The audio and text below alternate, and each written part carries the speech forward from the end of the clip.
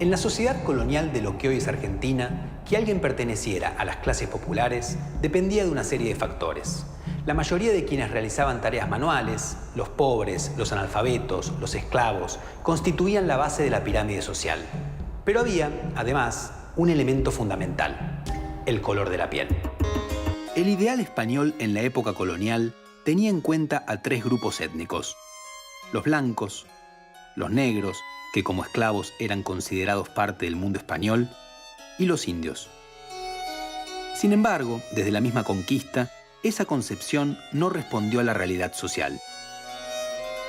Naturalmente empezaron los cruces entre los tres grupos y cuando comenzó el siglo XVII, la sociedad ya era sobre todo mestiza. Pero a diferencia de los blancos, los negros y los indios, los mestizos no tenían una identidad precisa y por eso eran un sector social menos homogéneo y menos visible. Se denomina mestizaje a un proceso complejo que involucra por lo menos dos dimensiones: una dimensión biológica y una dimensión sociocultural. La dimensión biológica alude obviamente a la descendencia habida de uniones entre personas de diferente pertenencia étnica, puede ser entre españoles e indias, y fue una categoría social que creció muchísimo a partir de la conquista de América. Como categoría social no fue fácil de concebirla o establecerla, debido a que la legislación no preveía derechos y obligaciones específicos para esta nueva categoría social que había surgido. En cuanto a la dimensión sociocultural del mestizaje, aquí estamos hablando de otro tipo de fenómenos. Es un tipo de mestizaje que puede coincidir con el biológico o no, pero que se refiere a un conjunto de prácticas que están estrechamente relacionadas con saberes y experiencias que las personas traen según sea su pertenencia cultural.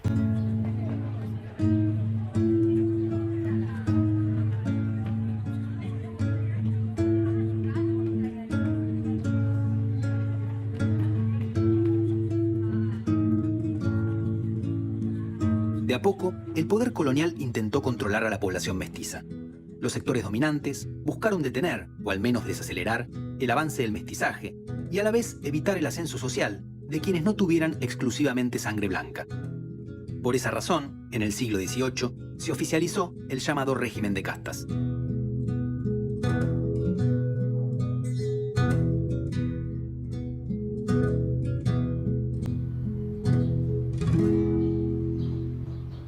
Aunque la discriminación racial era uno de los pilares de la sociedad colonial desde su origen, con la creación del régimen de castas, aumentó el peso que tenía el color de la piel para definir el destino de una persona.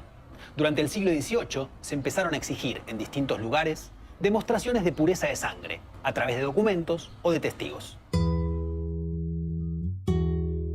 Las castas estaban integradas por los negros libres, los pardos o mulatos, mezcla de negro y blanco, y los ambos, mezcla de indio y negro. De acuerdo al lugar, también por los mestizos. Se crearon varias categorías más, de mayor precisión, que surgían de las combinaciones entre los grupos descriptos, como tercerón, cuarterón, tresalvo, mulato prieto y muchos otros, pero que en el Río de la Plata casi no se usaban en la vida cotidiana. Los blancos, fueran españoles o criollos, estaban por fuera de las castas, al igual que los indios y los esclavos, ya que eran categorías puras.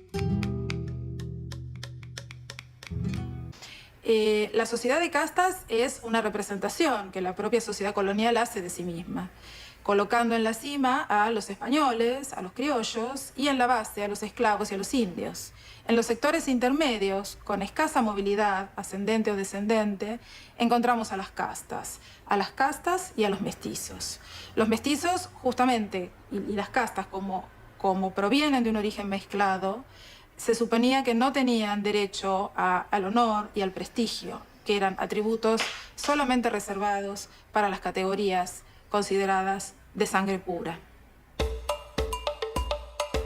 Los miembros de las castas no se llamaban a sí mismos con los nombres que usaban las clases altas para definirlos. No había, por ejemplo, una identidad de los ambos.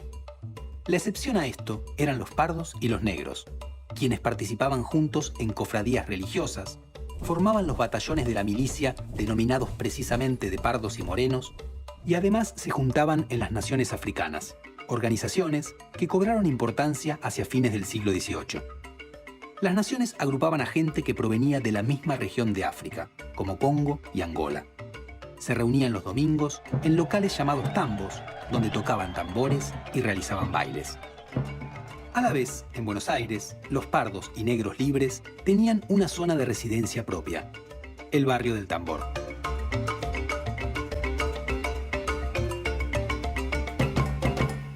El régimen de castas implicaba una serie de prohibiciones.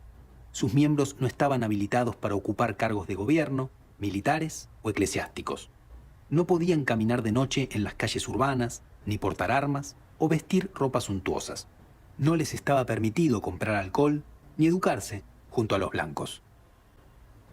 La aplicación de las normas fue muy variable. Había hombres de castas que andaban armados o compraban alcohol, cosas que estaban prohibidas dentro del sistema, pero también hubo momentos en los que las autoridades marcaron los límites con claridad. Por ejemplo, en 1750, unas jóvenes pardas de Córdoba fueron castigadas por usar ropas consideradas demasiado lujosas para su condición.